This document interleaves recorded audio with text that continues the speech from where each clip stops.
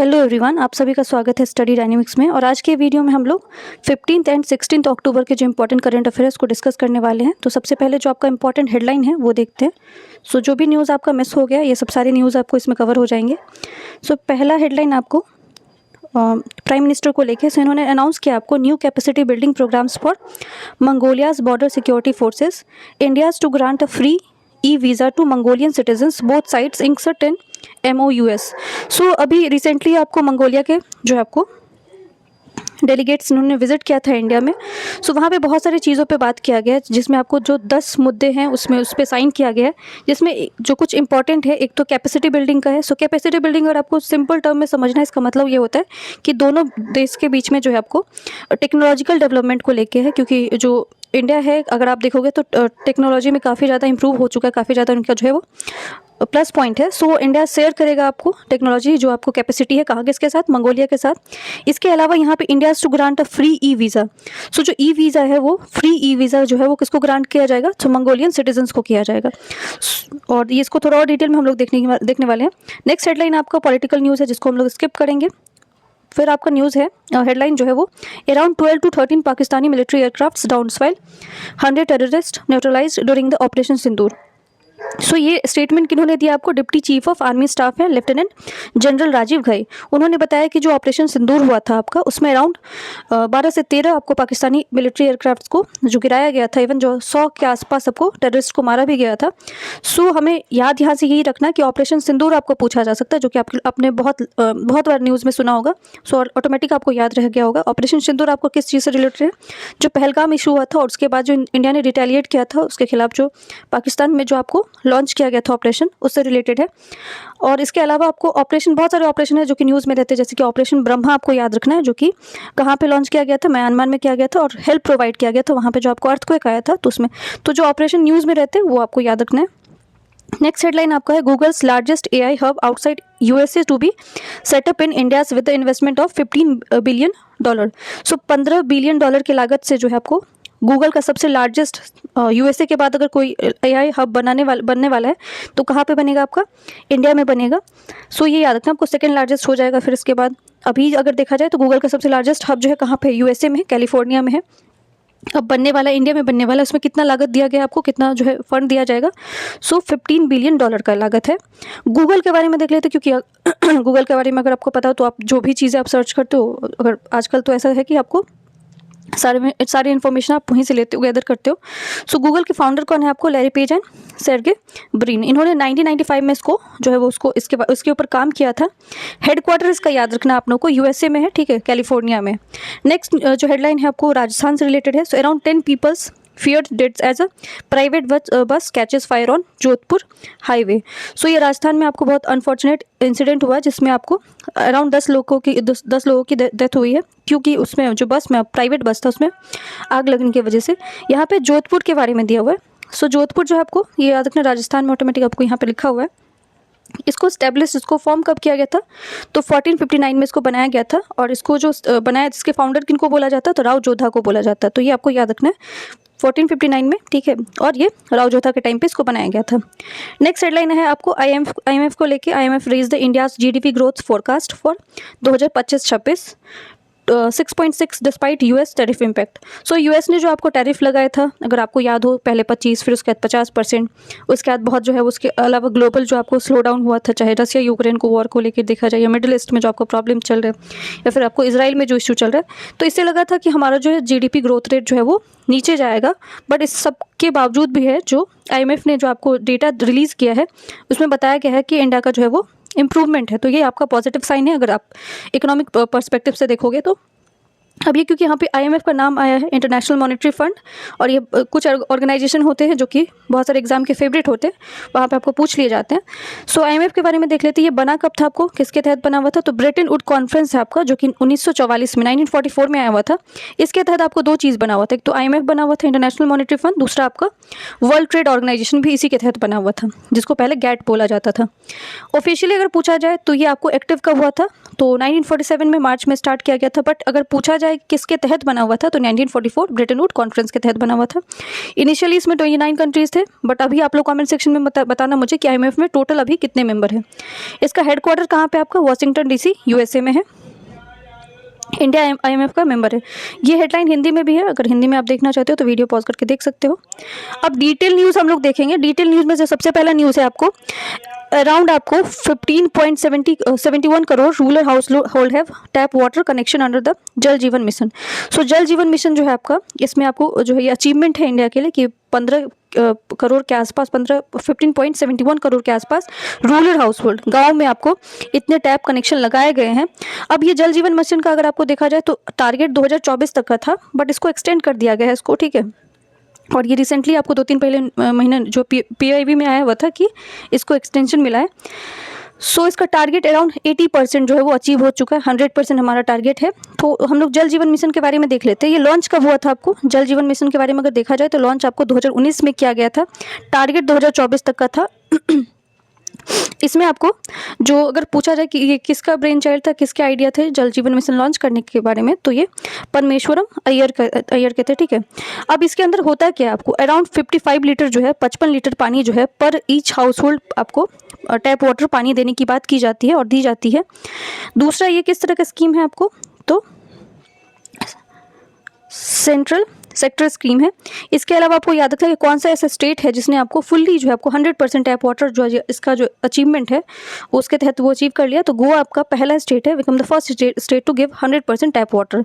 सो गोवा का नाम याद रखना क्योंकि पहला वाला आपको पूछा जाता है। अब इसमें आपको long term sustainability, functionality, reliable service delivery, ये सारी चीज़ें। तो मिशन आपको याद रखना 2019 का है, टारगेट 2024 तक था बट नहीं अचीव हुआ, सो उसको एक्सटेंड कर दिया गया है। कितना अभी तक अचीवमेंट हुआ, तो 15 करोड़ के आसपास 80% है आपको। नेक्स्ट न्यूज़ है आपका world standard day observe each year 14। तो 14 अक्टूबर को आपको वर्ल्ड स्टैंडर्ड डे जो है हर साल सेलिब्रेट होता है। अब जो आपका क्योंकि ये SDG गोल जो है आपको सस्टेनेबल डेवलपमेंट जो सतत विकास है उसका भी इसका पार्ट माना जाता है और ये गोल नंबर 17 के अंदर कवर होता है आपको। सो थोड़ा SDG यहाँ पे लिखा हुआ सस्टेनेबल डेवलपमेंट गोल सतत विकास, जिसके बारे में देख लेते हैं। इसमें आपको टोटल 17 गोल है, ये याद रखना आपको। यही जनरली आपको यही पूछा जाता है कि SDG के अंदर कितने गोल हैं, 17 गोल हैं। और इसके अलावा अगर देखा जाए तो ये जो सतत विकास का जो कॉन्सेप्ट है, इसका जो आइडिया है वो कब आया था, तो ब्रूटलैंड कमीशन है जो कि 1987 में आपको बना था। इसके तहत आपको पहले बार सतत विकास के बारे में बात किया गया था, टर्म यूज़ किया गया था। बट 1992 में आपको रियो डी जेनेरियो में आपका जो है अर्थ समिट हुआ था, जिसमें आपको इसको लेके बहुत सारे काम किए गए थे। नेक्स्ट न्यूज़ है आपका union minister of environment forest climate change Bhupendra Yadav participate in the pre COP30 ministerial round table in Brasilia. So COP30 आपका होने वाला है, प्री है, ठीक है। प्री COP अभी इससे पहले इवेंट्स बहुत सारे हो रहे हैं। सो हमारे लिए यहाँ पे जो है क्या क्या चीज़ें इंपॉर्टेंट है COP30 से, वो हमें देखना है। पहला तो ये कि COP30 आपका होने कहाँ वाला है, तो ब्राज़ीलिया मतलब ब्राज़ील में होने वाला है। इसके अलावा यहाँ पे जो COP30 है वो 2025 में हो रहा है, तो ये इंपॉर्टेंट है। अगर आप उसके बाद एग्जाम दोगे तो आपको पूछा जा सकता है। इसमें आपको क्या क्या चीज़ों पर बात किया जाएगा, तो COP30 must be reform faith in multilateralism, equity, collective resolve to deliver a real measurable action peoples and the planet. So ये आपको action for the people and planet याद रखना, ये COP30 का एजेंडा है। इसके अलावा जो है ये इसमें यहाँ पे एक बात की गई है किस चीज़ को लेके, पेरिस एग्रीमेंट को लेके बात किया गया कि जो पेरिस एग्रीमेंट है उसमें जो बात किया गया था उसको हम लोग रिफॉर्म करने वाले हैं, उसको हम लोग वापस से जो है उन सारी चीज़ों पे बात करने वाले हैं। सो पेरिस एग्रीमेंट आपको 2015 में आया था, ठीक है। और ये लीगली बाइंडिंग है और सब जो भी कंट्री इसके मेंबर बनते हैं उनके ऊपर लीगली, क्योंकि जनरली आप देखोगे जो भी इन्वायरमेंट से रिलेटेड आपको एग्रीमेंट होते हैं ना, लीगली बाइंडिंग नहीं होते। और इसका फ़ायदा जो है वो खासकर जो डेवलप्ड कंट्री हैं जिन्होंने डेवलपमेंट कर रखा है वो इसका गलत फ़ायदा उठाते हैं। तो इसीलिए आपको पेरिस एग्रीमेंट लेके आया गया था ताकि खासकर जो डेवलप्ड कंट्री है उनको थोड़ा सा वो भी इन्वायरमेंट को लेके थोड़ा जागरूकता हो उनके अंदर भी, और वो भी इन्वायरमेंट के लिए जो पर्यावरण है उसको लेके पॉजिटिव चीज़ें करें। सो पेरिस एग्रीमेंट आपको लीगली बाइंडिंग है। जिसको अडॉप्ट किसने किया, आपको अराउंड 196 कंट्री ने किया है। अब इसमें टारगेट क्या रखा गया है कि आपको टेम्परेचर जो है 2 डिग्री सेल्सियस से ऊपर नहीं जाना चाहिए, 1.5 डिग्री सेल्सियस के आसपास इसको क्या किया जाएगा, लिमिट किया जाएगा। इसमें एक और टॉपिक है जो कि आपको ऑलरेडी एग्जाम में पूछा जा चुका है कि नेशनली डिटरमाइंड कंट्रीब्यूशन जो है वो किस चीज़ से एसोसिएटेड है, तो पेरिस एग्रीमेंट से। इसके अंदर आपको क्या होता है कि जितनी भी कंट्री हैं वो अपने टारगेट खुद से क्या करते हैं, डिटरमाइन करते हैं। चाहे आपको इंडिया है चाहे आपको चाइना है, वो अपना एक टारगेट सेट करेंगे कि मैं इन्वायरमेंट के लिए ये काम करने वाला हूँ। सो ये आपका नेशनली डिटरमाइंड कंट्रीब्यूशन जो है ये याद रखना आपको किस चीज़ से एसोसिएटेड है, तो पेरिस एग्रीमेंट से। अब ये जो COP30 आपको ब्राज़ील में हो रहा है, सो इसका कोर एजेंडा आपको याद रखना है कि अमेजोन फॉरेस्ट को लेके है। सो क्योंकि 2-3 साल में अगर आपने देखा है, सो अमेजोन फॉरेस्ट जो आपको डिप्लीट होते जा रहा है, वहाँ पे डिफॉरेस्टेशन जैसी चीज़ें आ रही। फॉरेस्ट फायर एक बार तो ऐसा भी हुआ था कि उसमें नेचुरली नहीं था, मैनमेड तरीके से वहाँ पे फॉरेस्ट फायर लगाया गया था, जिसकी वजह से आपको काफ़ी लॉस हुए थे। सो उन सारी चीज़ों की, क्योंकि आपको 20% जो ऑक्सीजन है पूरे वर्ल्ड को वो अमेजोन फॉरेस्ट से मिल रहा है, सो उसको प्रोटेक्ट करने का जो है वो कोर एजेंडा रहने वाला है। COP30 इस तरह से आपको याद रखना है।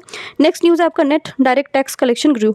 सो हमने देखा कि IMF ने आपको GDP ग्रोथ रेट बताया कि आपका इंप्रूव हुआ है। इसके अलावा यहाँ पे जो हमारा टैक्स कलेक्शन है, खासकर डायरेक्ट जो टैक्स कलेक्शन है, उसमें आपका ग्रोथ रेट दिखाया गया है। कितना ग्रो किया गया आपका 6.33%। और फाइनेंशियल ईयर में आपको अगर आप डेटा वाइज देखोगे तो 11.89 लाख करोड़ इतना आपको अचीवमेंट है। So income tax department set from the 1 April to 12 October net corporate tax collection stood at 5.0 lakh crore rupees up four. तो ये आपका ये कुछ डेटा है, बस आपको ये याद रखना है कि यहाँ पे टर्म दो जो यूज़ हुआ है डायरेक्ट टैक्स, इसके एग्जांपल आपको याद रखना है। डायरेक्ट टैक्स किस तरह के टैक्स होते हैं, जो levied upon a individual organization, directly जो किसी इंडिविजुअल पे या ऑर्गेनाइजेशन पे लेवी किया जाता है, गवर्नमेंट उसको कलेक्ट करती है, उसको डायरेक्ट टैक्स बोला जाता है। एग्जाम में आपको याद रखना है डायरेक्ट टैक्स के एग्जाम्पल कौन कौन से, income tax, corporate tax, security tax और वेल्थ और स्टेट टैक्स। ठीक है, जो कि आपका वेल्थ टैक्स जो उसको अबॉलिश कर दिया गया था 2015 में, तो वेल्थ टैक्स नहीं लगता है आपका। और जो स्टेट टैक्स जो है वो भी आपको 1985 में अबॉलिश, तो ये दोनों टैक्स हट चुके। बट एग्जांपल आपको क्या क्या याद रखना, इनकम टैक्स और कॉर्पोरेट टैक्स, जो कि डायरेक्ट टैक्स के अंदर आते हैं। इनडायरेक्ट टैक्स के अंदर क्या आता है, तो GST बस याद रखना आपको, GST इनडायरेक्ट टैक्स के अंदर आता है। इसके अलावा custom duty, central excise duty और वैट सर्विस टैक्स, ये सब आपको इनडायरेक्ट टैक्स के अंदर आते हैं। नेक्स्ट न्यूज़ है आपका रक्षा मंत्री राजनाथ सिंह दिल्ली में UN सैनिक योगदानकर्ता UNTCC से प्रमुख सम्मेलन का उद्घाटन किया। सो UNTCC क्या है आपका, United Nation troops for contributing countries. So ये आपको पीस मेकिंग के लिए, अगर विश्व स्तर पे देखा जाए तो शांति व्यवस्था बनाने के लिए आपको जो फोर्स तैयार किया गया यूनाइटेड नेशन के द्वारा, इसको ही UNTCC बोला जाता है। इसके 4 C हैं, ठीक है, 4 सूत्र हैं, C जिसको बोला जाता है, जिसमें परामर्श, सहयोग, समन्वय और क्षमता है। अगर इंग्लिश में देखा जाए तो कंसल्ट, कोऑपरेशन, कोऑर्डिनेशन और कैपेसिटी बिल्डिंग, ये सब इसके 4 C's हैं। अब जिसमें आपको बात किया गया कि जो खासकर अगर देखा जाए तो आपको UNTCC जो है अफ्रीका में जो आपको अनस्टेबल सिचुएशन आया था, चाहे आपको केनिया में आया था, चाहे सूडान में आया था, तो यहाँ पे बहुत एक्टिवली उन्होंने चीज़ों को डील किया था और भारत का इसमें बहुत बड़ा योगदान है। अगर आपका फोर्स देखा जाए यूनाइटेड नेशन का जो आपको पीस मेकिंग फोर्स है, इसमें आपका नेपाल, भारत का बहुत बड़ा कॉन्ट्रीब्यूशन है। नेक्स्ट न्यूज़ है आपका प्रधानमंत्री नरेंद्र मोदी ने मंगोलिया के, तो ये मैंने आपको हेडलाइन में बताया था कि मंगोलिया के जो आपका राष्ट्रपति हैं उन्होंने इंडिया विजिट किया था। इनका नाम आपको याद रखना, खुरेल सुख उखान। ठीक है, ये आपको प्रधानमंत्री का, राष्ट्रपति का नाम है, जो कि मंगोलिया से बिलोंग करते हैं। इन्होंने भारत विजिट किया था, जिसमें रक्षा मतलब आपको डिफेंस, सुरक्षा, सिक्योरिटी, व्यापार, ट्रेड, निवेश, investment, Vikas, development and support and capacity building, जिसको हम लोग क्षमता निर्माण बोलते हैं, स्पिरिचुअलिज्म, संस्कृति, कल्चरलिज्म, इन सब सारी चीज़ों पे बात किया गया। और जो है इसमें आपको इवन फ्री वीज़ा, वीज़ा जो है आपको ग्रांट करने की मंगोलियन सिटीजन को बात की गई है। सो ये मंगोलिया के बारे में आपको याद रखना है। मंगोलिया आपको सेकेंड लार्जेस्ट लैंडलॉक कंट्री है आफ्टर कजाकिस्तान, ये याद रखना है। कहाँ पे आपको, तो एशिया में है। नेक्स्ट न्यूज़ है आपका Sonali Ghosh, director of Kaziranga national park and tiger reserve, become the first Indian to receive the prestigious Kenton R Miller award. So आपको ये याद रखना है, कैंटन आर मिलर अवार्ड आपको याद रखना है किस चीज़ से एसोसिएटेड है आपको, तो ये आपको awards, honours, innovation and national park protected, जो आपको नेशनल पार्क प्रोटेक्ट करते हैं या फिर उससे एसोसिएटेड, उसको दिया जाता है। नाम आपको याद रखना सोनाली घोष, जो कि आपको डायरेक्टर हैं कहाँ की, काजीरंगा नेशनल पार्क की। काजीरंगा नेशनल पार्क कहाँ पे आपका, असम में है, और ये आपको वन हॉर्न राइनो के लिए फेमस है। और जो आपको कैंटन आर मिलर अवार्ड है, ये स्टैब्लिश बना कब था, तो 2006 में बना था। इस अवार्ड को देता कौन है, IUCN देता है आपको, और IUCN आपको 1948 में बना था। इसका हेडक्वार्टर कहाँ पे, ग्लैंड, स्विट्जरलैंड में है। और इसके अंदर जो है वो 9 तरह के आपको कैटेगरी रखे गए, जिसमें आपको इंडेंजर्ड आता है, इसके अलावा क्रिटिकली इंडेंजर्ड आता है, ये सब सारे कैटेगरी है इसमें। नेक्स्ट न्यूज़ आपका यूनियन फाइनेंस मिनिस्टर को लेकर, इन्होंने आपको फार्मर ट्रेनिंग कॉमन जो है फैसिलिटी सेंटर बनाया है मिथगल। ठीक है, ये विलेज है आपको कोप्पल इन नॉर्थ कर्नाटका। तो आपको पूछा जा सकता है रिसेंटली आपको जो फाइनेंस मिनिस्ट्री ने farmers training common facility centre बनाया है, ये कहाँ पे बनाया है? तो ये कर्नाटका में बनाया है। विलेज का नाम भी आपको याद रखना है, मिथगल कोप्पल, जो कि कर्नाटका में है। यहाँ पे 2 वर्ड यूज़ हैं आपको, नाबार्ड और एमपीलेट्स, तो दोनों के बारे में देख लेते हैं। तो एमपीलेट से आपको ऑलरेडी स्टेटमेंट बेस्ड क्वेश्चन पूछा गया था। सो एमपीलेट आपका क्या है? Member of parliaments local area development scheme. ये स्कीम है आपको सेंट्रल गवर्नमेंट का, और ये सेंट्रल सेक्टर स्कीम है, सेंट्रल स्पॉन्सर्ड नहीं है। 2 स्कीम होता है, एक सेंट्रल सेक्टर होता है, दूसरा आपको सेंट्रल स्पॉन्सर्ड होता है। जो सेक्टर होता है उसमें 100% जो है वो सेंटर उसमें पैसा देता है। स्पॉन्सर वाला जब टर्म आएगा तो स्पॉन्सर में याद रखना आपको सेंटर प्लस स्टेट दोनों मिलकर देता है पैसा। सो एमपीलेट आपका सेंट्रल सेक्टर है, मतलब इसमें 100% सेंट्रल गवर्नमेंट का पैसा आता है। इसमें ईच जो आपको जो मेंबर ऑफ पार्लियामेंट होते हैं उनको 5 करोड़ के आसपास रुपीज़ दिया जाता है कि वो वहाँ के अपने जो उनका जो कॉन्स्टिट्यूएंसी है उसमें आपको ड्रिंकिंग वाटर अच्छे से प्रोवाइड करेंगे, रोड बनाएंगे, या फिर आपको हॉस्पिटल, एजुकेशन, इन सब के लिए 5 करोड़ रुपया दिया जाता है।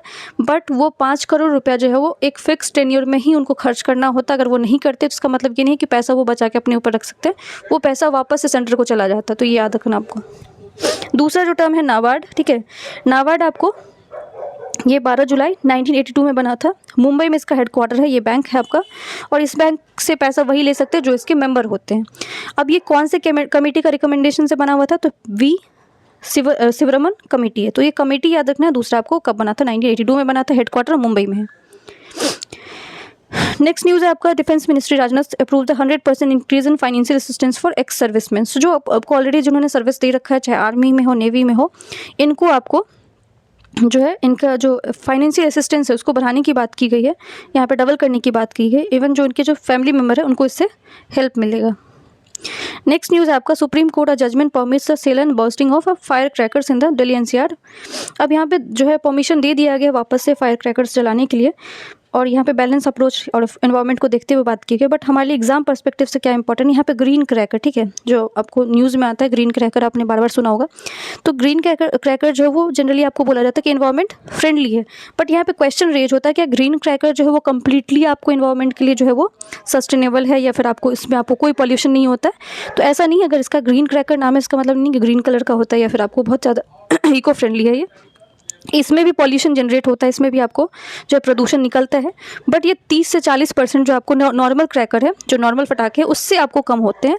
अब ये जो इसमें आपको कम कैसे होते हैं, क्योंकि अगर नॉर्मली आप देखोगे पटाखे तो उसमें आपको बेरियम नाइट्रेट यूज़ किया जाता है, जबकि ग्रीन क्रैकर में आपको बेरियम नाइट्रेट का जो मात्रा है या फिर ना के बराबर होता है या बिल्कुल नहीं होता है, इसीलिए इसको ग्रीन क्रैकर बोला जाता है। बट इससे भी पॉल्यूशन आपका जनरेट होता है। नेक्स्ट न्यूज़ आपका, India has been elected unopposed to the human right council 7 times for 3 terms starting next year. So 2026 से लेकर 28 तक के लिए इंडिया वापस से इलेक्ट हुआ, किस चीज़ के लिए? ह्यूमन राइट काउंसिल के लिए 7 टाइम इलेक्ट हुआ है। सो ह्यूमन राइट काउंसिल के बारे में देख लेते हैं। ह्यूमन राइट काउंसिल आपका बना कब था? 2006 में 15 मार्च को बना था, और इसको किसके हेल्प से बनाया गया? तो यूनाइटेड नेशन जनरल असेंबली की हेल्प से, जिसको उनगा बोलते हैं। इवन आपका ह्यूमन राइट डे कब होता है? तो ह्यूमन राइट डे आपको 10 दिसंबर को एवरी ईयर जो है मनाया जाता है। अब इसमें आपको जो है इंडिया को परमानेंट मेंबरशिप मिलना चाहिए यूनाइटेड नेशन में, इसमें भी बात किया गया, और ये आपको किसने बात किया? पी हरीश, ठीक है। सो ये आपको याद रखना है, काउंसिल आपको 2006 में बना हुआ था। नेक्स्ट न्यूज़ आपका, ब्राज़ीलियन वाइस प्रेसिडेंट जो है आपको गिरलेडो एल्किन अराइव करेंगे 3 दिन के लिए, कहाँ पे? इंडिया में विजिट करने वाले। सो ये विजिट जब हो जाएगा तब हम लोग डिटेल में देखेंगे। बट इस पर बात किन किन चीज़ों पे किया जाएगा? आपको इंडस्ट्री, ट्रेड, सर्विस, इन सारी चीज़ों पे टॉक रखा जाएगा। Severe thunderstorm batter south west California. So California में आपको जो नेचुरल डिजास्टर आया हुआ था, जिसमें आपको फ्लैश फ्लड, डेब्रिस, तो ये आपको याद रखना कि रिसेंटली आपको पूछा जा सकता है कैलिफोर्निया आपको न्यूज़ में था, किसके लिए न्यूज़ में था? तो यहाँ पे आपको फ्लैश फ्लड और डेब्रिस फ्लो वार्निंग दिया गया है यूएसए में, और काफ़ी ज़्यादा वेदर वहाँ पे ख़राब है। नेक्स्ट न्यूज़ आपका, prime minister of Sri Lanka Harini Amarasuriya, ठीक है। सो ये आपको श्रीलंका की प्राइम मिनिस्टर हैं, जो कि 3 दिन के विजिट पे इंडिया पे आ रही हैं। सो जब ये विजिट पे आ रही हैं तो कुछ आउटकम्स यहाँ पे भी निकल के आएगा। यहाँ पे वर्ल्ड समिट एंड चिंतन रिसर्च फाउंडेशन के बारे में बात किया गया, जो कि कहाँ पे आपका न्यू दिल्ली में है। नेक्स्ट जो न्यूज़ है, यहाँ पे 2 चीज़ें इंपॉर्टेंट है। श्रीलंका के साथ जो इंडिया का रिलेशन इंप्रूव हो रहा है वैसे, ठीक है। इंडिया ने आपको जो है मॉनेटरी सपोर्ट भी प्रोवाइड किया था श्रीलंका को जब वहाँ पे क्राइसिस चल रहा था। यहाँ पे 2 चीज़ें मेंशन, इंडियाज़ महासागर vision and it's neighbourhood policy. So India's का जो इट्स नेबरहुड फर्स्ट पॉलिसी है उसके तहत जो है श्रीलंका, इवन आपको श्रीलंका है, इसमें आपको जो नेपाल है, इसके अलावा मालदीव को कवर किया जाता है, बांग्लादेश को कवर किया जाता है, जो खासकर उनके इंडिया का जो नेबर है। महासागर विज़न के बारे में देख लेते हैं। तो ये आपका इंडियन जो नेवी है उसका इनिशिएटिव है, और इंडियन ओशन रीजन जो है IOR जो बोलते हैं, उसमें आपको जो नेवी है और उस जो आपको सिक्योरिटी है उसको स्ट्रॉन्ग करने की बात की जाती है। और ये इस्टेब्लिश कब हुआ था आपको? 2015 में हुआ था। इसका थीम क्या है? Collective maritime approach toward the Indian ocean. Next जो न्यूज़ है आपको वो यहाँ पे पंजाब को लेके है। सो पंजाब में अगर आपने देखा तो रिसेंटली यहाँ पे फ्लड आया हुआ था। सो यहाँ पे प्लानिंग किया जा रहा है कि आपको जो रिवर आपको रावी है और सतलज है उसको क्लीन अप करने के लिए, क्योंकि जो खासकर जो रिवर एरिया है उसके आसपास इंक्रोचमेंट हुआ है, वहाँ पे बहुत सारे आप जो है वो जो इलीगल तरीके से घर वर बनाए गए, उन सारी चीज़ों को क्लियर करने की बात की जा रही है। क्योंकि एक बार फ्लड आने से ये चीज़ तो आपको पता लग गया कि मतलब अगर नेचुरल चीज़ों के साथ अगर छेड़छाड़ होती है तो फिर उसका रिपरकशन जो है वो डायरेक्टली वहाँ के जो लोग हैं उनको झेलना पड़ता है। सो हमारे एग्जाम पर्सपेक्टिव से ये याद रखना आपको कि जो रावी है, सतलज है और ब्यास है, ये आपको पंजाब में फ्लो करता है। और जो पांच रिवर है आपको किसके इंडस के ट्रिब्यूटरीज हैं। तो जिसमें से आपको ICJ जो है वो किसके पास है? इंडस, चेनाब और झेलम पाकिस्तान के पास है। रेस्ट जो आपके पास है वो इंडिया के पास है। सो ये न्यूज़ था आपका। वीडियो पसंद आए तो वीडियो को लाइक कर सकते हैं, चैनल को subscribe. Thank you so much.